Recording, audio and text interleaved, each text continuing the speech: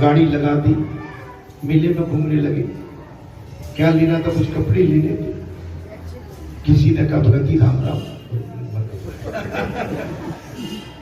हमने कहा भगत जी राम राम, मेले में जी अब हमारा घूमना ठीक नहीं। मैं 20 साल पुरानी बात बता रहा हूँ। लौट के मैं तत्काल बोले कहाँ बेचे कुछ अपने पूछे नहीं है, आज के बाद मेला नहीं जाए, क्योंकि मेले में हमारा कोई काम बचा नहीं। मेरे आपसे भी कोई अनुरोध है कि हम अच्छे स्थान पर बैठकर मेले में, ठेले में, शादी ब्याह में भी जाएंगे तो शादी ब्याह में जो स्टॉल्स वगैरह लगी रहती है, अब आप जी कहेंगे महाराज आपको स्टॉल्स कैसे मालूम है? तो मैं जी कहूंगा मैं शादी में जाता हूँ, कहीं कहीं जहां मुझे जाना होता है वहां जाता हूँ। मैं उस क्षण का इंतजार कर रहा हूं जिस घर में मैंने जन्म लिया है, उस घर में शादी कब आती है, और उसी घर से मैं शादी से भी वियोग और वैराग ले लूंगा। मैं नहीं चाहूंगा, मैं उस समय का इंतजार कर रहा हूं। क्यों?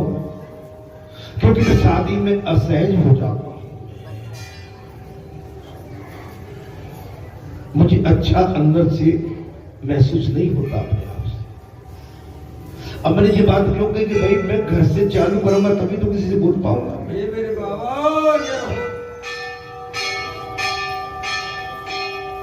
अच्छा जी, मेरे पास प्रस्ताव आ चुका है, मैं कोई बनावटी बात भी नहीं कर रहा। तो भगवान कुछ छोटी छोटी कई चीजें हैं मुझसे दूरी बनवाते अपने आप चले जा रहे हैं। ये सिंधु महात्माओं, त्याग बैराग भी भगवान ही करा सकते, मनुष्य नहीं करा सकता। मैं इतना बड़ा बैरागी तो नहीं हूं, लेकिन हाँ इतना मुझे ध्यान है, जब जब मैंने कई पक्के संकल्प लिए हैं तो भगवान की मुझ पर दया रहती है। वो संकल्प मैं धीरे धीरे उन पर डटने की कोशिश कर, और डटा हुआ हूं, वो अभिमान तो बात हो जाए। अर्थात बात आ गई महाराज, वाणी और बर्ताव एक उगे मेरा शक्तिशाली नहीं हूं, ज्ञान को क्रियात्मक स्वरूप देना है। बंगले में रह के विलासी नहीं बनना है। आगे कोई बात? बंगले में रहकर विलासी जीवन जीने वाला व्यक्ति वेदांत की चर्चा किस अधिकार से कर सकता है? आगे कोई बात? बंगले में रह और वेदांत की बात वो त्याग के बगैर कैसे कर सकता? जैसे बाजार क्यों जाओ, शादी में और ये संकल्प मेरा अभी का नहीं है, 40 वर्ष से 40 वर्ष अगर मैं शादी में गया भी हूं तो मैंने कहीं उस शादी में अन्न ग्रहण नहीं किया। 40 वर्ष की बात हो। अब 40 वर्ष में ऐसा नहीं जिस घर में मैंने जन्म लिया है, जहां तक कि मेरी दोनों पुत्रियां, मैं एक बात कह रहा हूं, और एक पुत्र और मेरे सभी हैं, मैंने उनकी शादी में भी वो भोजन ग्रहण नहीं किया।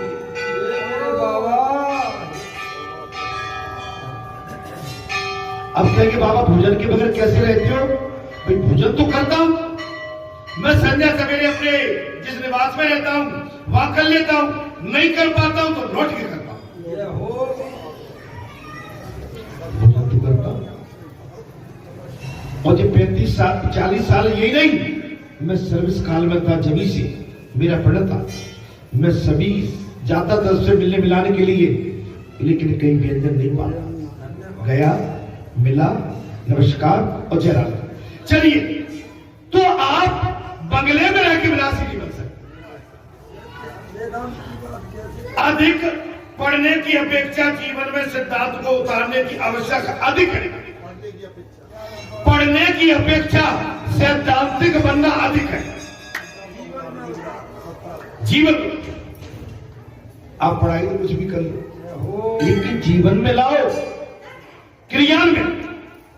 भगवान श्री कृष्ण ने अपने उपदेश जीवन में उतारा भी था। देख, भगवान तो भगवान है, भगवान की हम बराबरी हम एक जन्म में क्या हम कभी कर ही नहीं सकते। वो समर्थ है, लेकिन भगवान ने जो मर्यादा, जो मार्ग, जो रास्ते बनाए हैं, उनमें थोड़ी बहुत भी हमें समझ आके उन पर चलने की कोशिश करेंगे, हमारा जीवन उसी में सफल हो जाएगा। उन्होंने गीता में निष्काम कर्म का उपदेश दिया। भगवान श्री कृष्ण ने गीता में निष्काम कर्म का उपदेश दिया। उन्होंने मथुरा का राज उग्रसेन को देकर आदर्श को चरितार्थ भी कर दिया। देखिए, ये पाने के बाद जीने के छाती से हाय राम मर गो, भंडारो हेरा हुआ, ये चलो देखे आओ, हाय राम मर गो, विद्या हाय राम मर गो। सच्चे दरबार अपना क्या लग रहा है? ये मेरे बाबा जो कछुआई माला बड़े समेट और मर गो, इससे बचो भैया। जैसे आयु पकड़।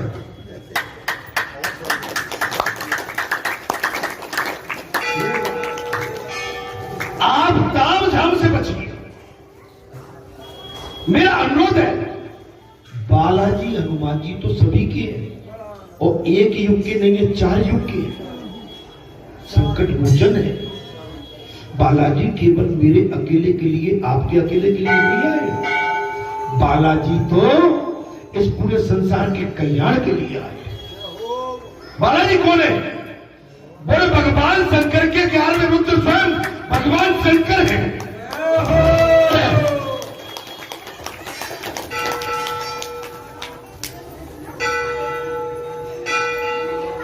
युद्ध भूमि में श्री कृष्ण ने अर्जुन को अनासक्ति का उपदेश दे दिया। भगवान श्री कृष्ण ने अर्जुन को अनासक्ति, ऐसा नहीं कि तुम्हारे बगैर जी नहीं पाएंगे। राम आप कहते हो, अरे नहीं भाई, मैं तो आज भी देखता हूं कि वो मोड़ा, वो नाती, आवाज नाती आ जा। अरे यहाँ तो छोड़ दो कम से कम, जहाँ देखे हमने कहू बहू, अरे जहाँ तो डटो भाई, बहू तुमसे ज्यादा होशियार है। तुम दादी बन के बहू लेके आ रहे हो, बहू बाजार में जाती तो घूस नहीं है ना। दुकान में जाके जब बढ़िया से खरीद करके लाती है, वहां तो जाती है, वहां तो तुम जाती हो क्या? बहू बढ़िया देखिए, बहू आ गई, वाह स्वतंत्र। यहाँ पर संबंध केवल भक्ति का है। यहाँ हर को बजे सो हर को होए भैया, यहाँ पर रिश्ता नाता गोता पूछे न कोई। सच्चे दरबार बुरा मत मानना। अच्छा एक बात बताओ, सही बताओ, बहू अबल गांव में आ जाए तो भाई दादी गांव से पार कर कार पे, स्कूटर पे, मोटर पे, साइकिल पे, तुम्हें पता है, और बहू मोटरसाइकिल में बैठ के फिर बाजार में, दादी मेरे दादी तो कितनी भूली हो।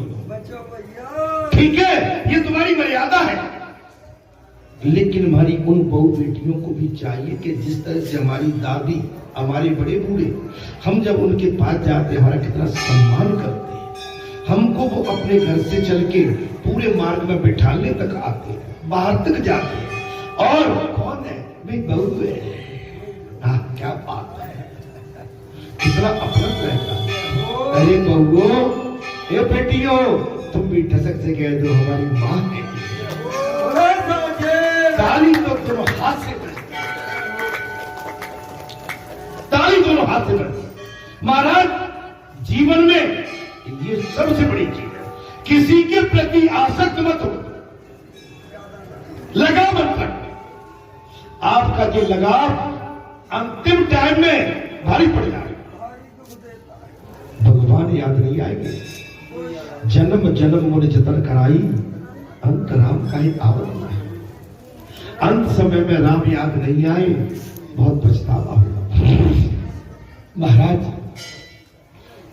जीवन की परिपूर्णता के लिए, परिपूर्णता के लिए, जीवन की परिपूर्णता के लिए आवश्यक है और संसार के लिए बाधक है। जिस संसार के निर्माण के लिए तो आवश्यक है, लेकिन वार्किकता महाराज भगवान से मिलने में बाधक है। नहीं, उसकी आसक्ति बाधक है।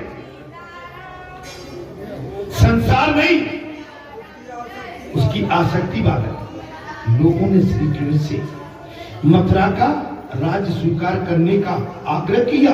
कथा को ध्यान से सुनिए। वहां की प्रजा ने भगवान श्री कृष्ण से मथुरा का राजा बनने के लिए आग्रह किया, तो उन्होंने कहा मैंने राज्य के लोभ से नहीं, किंतु लोगों की पीड़ा को दूर करने के लिए कंस का वध किया।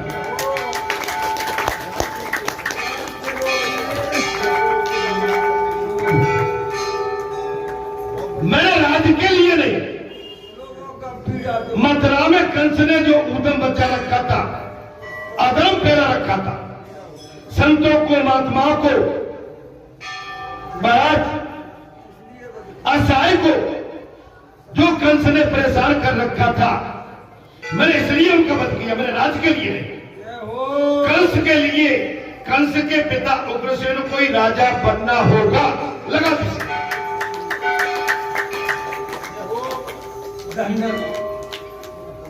आजकल तो खेत की मेड़ जीत लेते हैं तो खेत में घुस जाते हैं और मालिक के सामने घुस जाते हैं। भगवान से प्रेरणा ले लो। राज्य जीतने के बाद भी त्याग दिया। राजा राम ने अपने पिता के वचन, माता के वचन सिद्ध करने के लिए वनवास स्वीकार कर लिया। हे महात्मन, मैं तो आप सबका सेवक हूं। बहुत बड़ी बात में आ गई। मैं तो सेवक हूं। भगवान ने अपनी प्रजा के सामने क्या बात कही थी? बोले हे महात्माओं, मैं तो आप सबका बोले सेवक हूं, मैं आप सबका सेवक हूं। गर्गाचार्य ने नंद जी से कहा, कृष्ण तो वास्तविक का ही पुत्र है और आपका नहीं, यशोदा ने तो पुत्री को जन्म दिया था। अब गर्गाचार्य से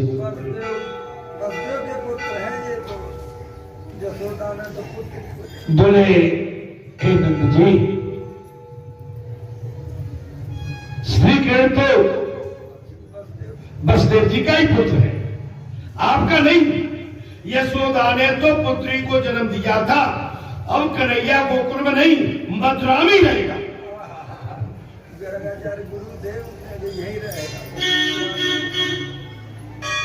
अब कन्हैया गोकुल में नहीं, मथुरा में रहेगा।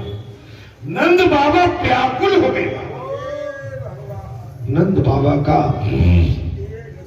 शरीर सूख गया, व्याकुलता हो गई। बलराम और श्री कृष्ण भी नंद जी से मिलने आए और कहने लगे, बाबा जब हम मल्लों से युद्ध कर रहे थे ना, तब हनुमान जी की हमको दर्शन।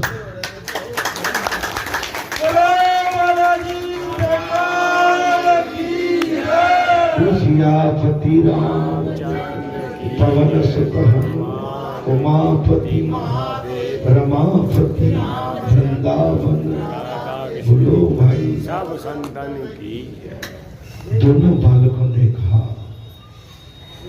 बाबा जब उन मल्लों से, पहलवानों से हम युद्ध कर रहे थे, जानते हो बाबा हनुमान की हमको दर्शन हो गए। धन्य हो प्रभु, तुम्हारी जगत ख्याति संसार में प्रसिद्ध है। तुमने सभी के कामों को सिद्ध साकार किया। हे हनुमंत बाबा, तुम जैसा भक्त इस दुनिया में न होगा न होगा। आपने इस धाम को बनाकर भी कृतार्थ कर दिया। आपने अपना धाम बना के इस क्षेत्र को कृतार्थ करके धन्य कर दिया। हे हनुमंत जी, नंद जी ने मान लिया कि उन्होंने हनुमान जी की महाराज आराधना की। नंद बाबा ने समझ लिया कि मैंने उस समय हनुमान बाबा को आराधना की। उन्होंने बालकों की रक्षा की। उमा को मैं अनुभव अपना सत्य हे हनुमान, तुम अबोध बालकों को भी बचा ले जाते हो। तुम्हारे नाम का जो सहारा लेके चलता है, तुम उसके सहायक बन के सदा उसकी रखवाली करते हो। और बाबा, तुम्हारा तो चारों युग में प्रताप है, एक युग की तो मैं बात कर। बाबा, तुमने भी इस जो है पापी शरीर को भी ताज दिया। मैं तो बता नहीं सकता। इन्होंने इतना सब कुछ किया है, मैंने कई उदाहरण दिए हैं, तो वो बातें आती है तब मेरे रोम रोम खड़े हो जाते। बोलो हनुमान जी महाराज की जय, बोलो अंजनी लाला की जय, बोलो केसरी नंदन की जय, सुत हनुमान की जय। अगर ऐसा नहीं होता तो मेरे ये बालक उन मनों को कैसे पहचान सकते थे। नंद बाबा बड़े भोले,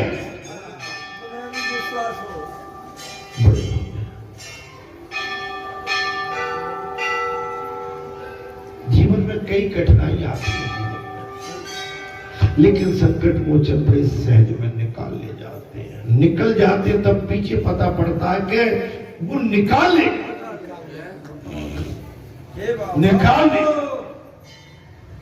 श्री के नंद जी से कहने लगे, लोग चाहे जो भी कहें, हम तो आपके हैं।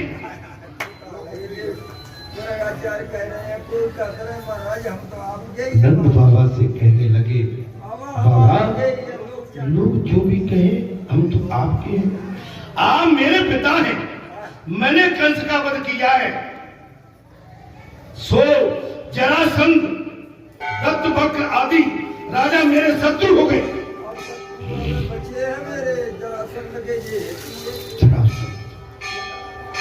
ये सब मेरे शत्रु हो गए।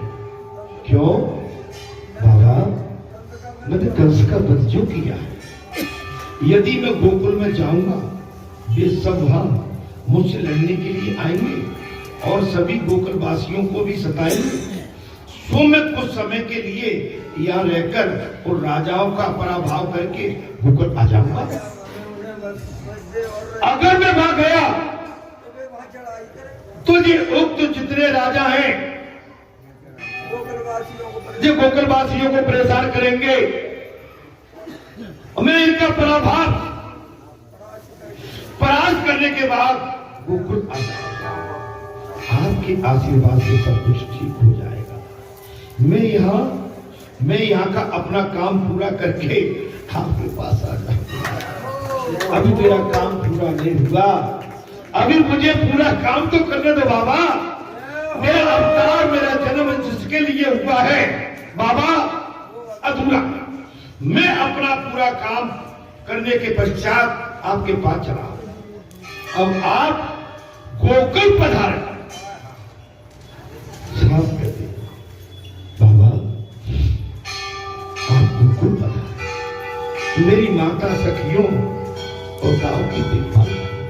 अब बाबा भगवान प्रेम में, मेरी माँ, मेरी सखियां मेरी गौ की देखभाल करें। मेरी माता से कहना उसका कन्हैया अवश्य भगवान बेहाल होगा। एक बात बताता हूं, जब मिलन होता है तो आनंद आता है, खुशियां आती है। जब वियोग होता है तो बहुत पीड़ा होगी। भगवान भी इस समय बेहाल हो रहे हैं। भगवान नहीं चाहते थे कि मैं गोकुल छोड़ूं, लेकिन भगवान को मालूम था कि मैंने गोकुल नहीं छोड़ा तो कंस का मरण नहीं होगा। वहां जितने भी असुर हैं उनका वध भी नहीं हो पाएगा, नाश नहीं हो पाएगा। कन्हैया अपने बाबा को कई तरीके से समझाने का प्रयास कर रहे हैं। मेरी माता से कहना उनका कन्हैया अवश्य मेरे प्रेम में आग्रह हो सकता है, जो आग्रह नहीं। बाबा मेरे प्रेम में आपके प्रति आग्रह, आग्रह नहीं, मैं आपसे दूर तो हो रहा हूं, लेकिन आपका मेरा प्रेम अटूट है। एक जन्म का नहीं, जन्मों जन्मांतर तक का है, और एक क्षण का नहीं, हर क्षण का है, हर पल का है। सांस सांस में आपका मेरा संबंध, बंधन पक्का है। साफ कहते महाराज। हिंद बाबा कहने लगे, बेटे मैं दुराग्रह कैसे करूं? बेटा मैं तुझे कैसे छोड़ूं? मैं तुझसे दुराग्रह कैसे करूं? मैंने तेरी नहीं, तेरे सुख की कामना की है। बेटा मैंने तेरी नहीं। अरे कथा में अच्छा भी लग रहा है कि मैं कैसे चला जाऊं। अच्छा बाबा पता नहीं लगा, 12:15 हो गए।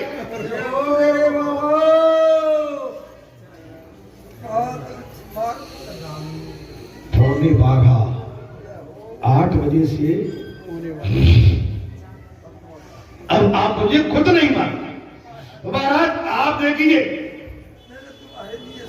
मैंने तुम्हारे लिए, महाराज तुम्हारे, बेटा मैं तुझसे दुराग्रह कैसे कर रहा हूं? मैंने तेरी नहीं, तेरे सुख की कामना की है। हमने अपने सुख के लिए नहीं, तेरे सुख के लिए प्रेम किया। नंद बाबा ने कहा अपने सुख के लिए। मैं एक चीज और कह देता हूं, जो जीव अपने सुख के लिए जीता हो, अपने लिए जीता हो, अपनी प्रसन्नता के प्रशंसा के लिए जीता हो, वो भी कोई जीने में जीना है क्या?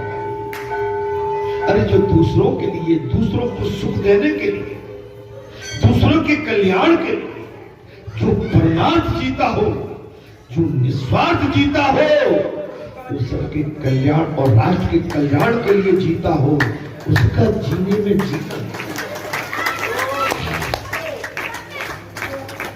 अरे अपना पेट तो पशु पंछी चिड़िया घोंसला बना के वो भी पेट पाल ले। अपने खेत में किया हुआ अनाज अपने परिवार के लिए और बाजार में बेचने के लिए, अरे ये तो बढ़िया लोग धंधा करते हैं। बात तब है खेत में किया हुआ अनाज दांत डाल दो जाके।